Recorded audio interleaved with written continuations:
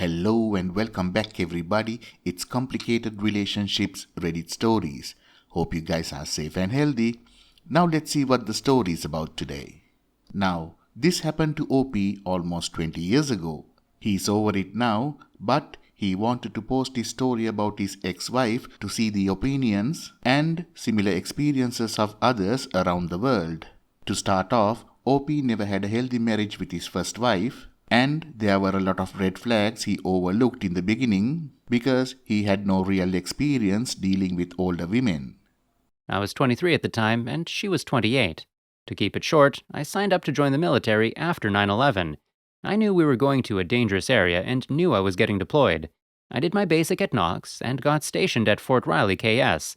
My wife and I argued a lot at this point because she wanted to move, and I reminded her that it's not up to me where we go. I'm Uncle Sam's property till my tour is over. Needless to say, shortly after being stationed at Riley, orders came down that we would be deploying to Iraq. For as much as we argued, we had good intimacy many times over the next few weeks. It was almost like when we first met. So, I obviously didn't think anything was wrong. Fast forward to deployment day, and we're both a mess, I'm sure you can imagine. I'll spare you the boring details of the flight over because it's really not much to tell. We hit the ground, and I was cross-attached to 234 armor, big boy stuff. We were tasked with securing various locations for rebuild and reuse. I was deployed for 3 months before we had a post set up enough to receive mail and make calls home from a sat phone. The first few times I called, I got no answer, and mail started to flow for everyone but me. Care packages from family members came once a week, and every week, I waited for a letter or something from back home. But nothing came. No phone calls were answered. It got to a point where other soldiers started donating things to me because I had nothing but standard TA-50. 9 months in, and still no letters, packages, or phone calls from my wife. And at this point, I was mentally not in a good place. I'm told I need to take leave and go home, not knowing why I'm sent home, only to come home to an empty house. When I say empty, I mean completely empty, including my clothes. Later, I find out through my neighbors that she had moved some man into my house for 4 months, and the rumor was she was pregnant.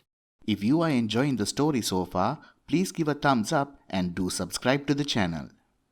It gets better. She stopped making my car payments, and it was repoed, cleaned out the bank accounts, and run up the credit cards buying new household items for her new place.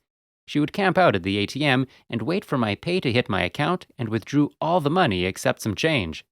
I would have tried that, but the nearest ATM was 5 to 7 miles away, and I had no car, and it was the dead of winter in Kansas. Let me tell you, washing your clothes in the sink and drying them on the railing on the step every day because you don't have a washing machine or a dryer wasn't fun. I also had to beg for MREs from supply because I had no money to eat. She made sure of that. I saw her for about 10 minutes before out processing from the military. At that time, she decided to let me know she was having twins, and obviously they weren't mine. And JAG doesn't give anything about the soldier, just the spouse. And even though she cheated, she was still entitled to my check, which she was taking. They are obviously divorced now, and he left a good bit of other things she did because if he had put it all in this, it would be a novel.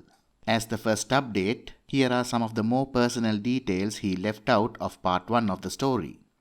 When I got back to the States and saw my empty house, something inside broke, which I'm sure most of you can relate, but I was also severely shaken. At the time, I wasn't in contact with family, so I had no contact with people aside from the wife that had abandoned me.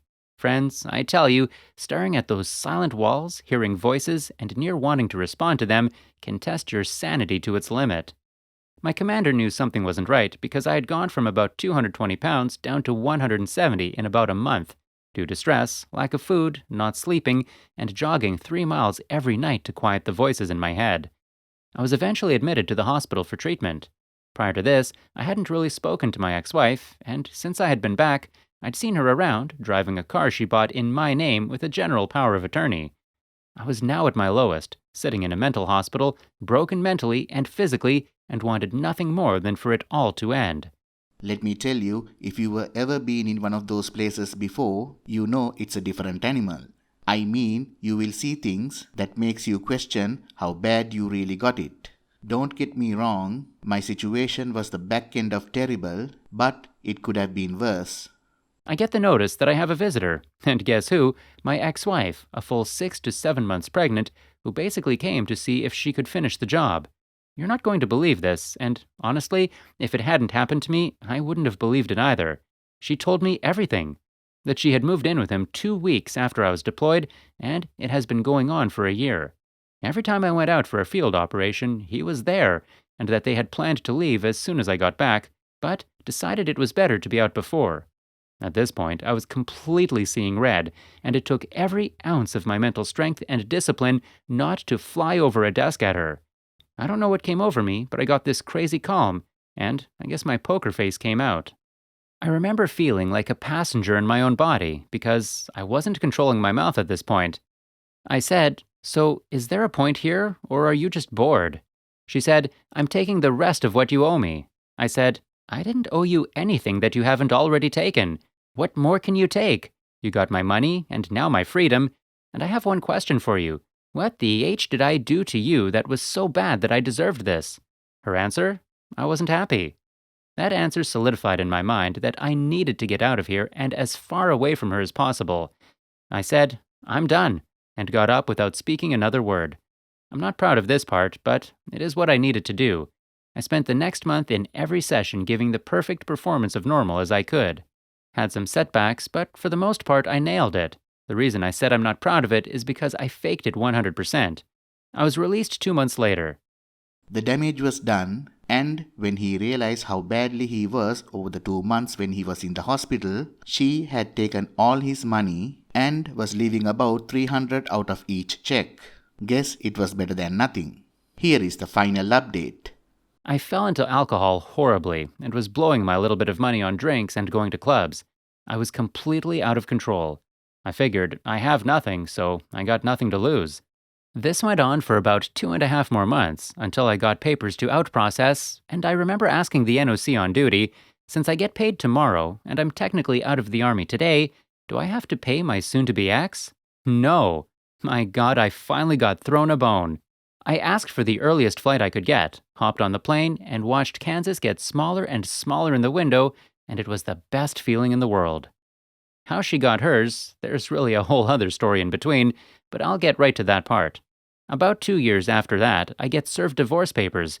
Yes, I know, I should have filed, and I'm sweating because we know how this goes for most men, and at the time I was dating my current wife. So my father, my girlfriend, and I head down to the courthouse, and I saw her there with a friend, and she instantly looks at my girlfriend, and I can see the anger and jealousy well up in her eyes, because my girlfriend is an upgrade in pretty much every way from her imaginable, and she knew it. We got into court, and at first, it seemed like it was going to go as I thought, till the judge, another woman, saw that I was deployed and that there was kids involved. When the ex hurriedly tried to rush past, the judge asked what was the arrangement. I said, "They aren't my children, Your Honor." She again looked at her paperwork. It all changed from then on. Here comes the best part, folks. A close friend of mine reminded me that she was married before, so when I got the divorce papers, I went downtown to pull those records to see when her absolute divorce from her first husband was. And guess what? She was still legally married 4 days into our marriage, and it was annulled that day. The best part was her plea to the judge that I knew she was still married. The judge said, "That doesn't matter. You knew you were still married to your first husband, and you still said yes. I'll see you again on that." The agony that I had suffered was over, and I walked out of that courthouse like I had 10-pound balls and 5-pound underwear. I married my girlfriend 2 years after that and had a son.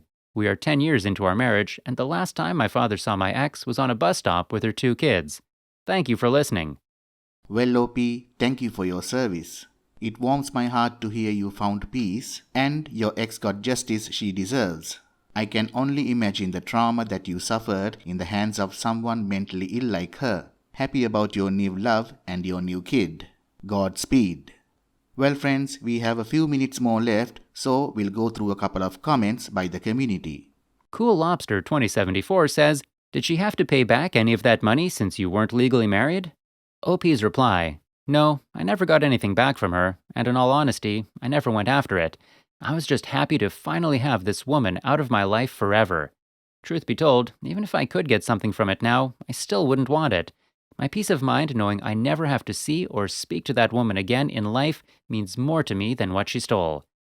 K Adhesiveness 7336 says, did the ex's boyfriend leave her? OP's reply, I'm assuming he did because he was never seen in MD where she moved back to and where my father lives. She must have had a place somewhere near him because he said that he saw her on multiple occasions, but never with anyone but her kids. Please like, comment and share the video if you enjoyed it.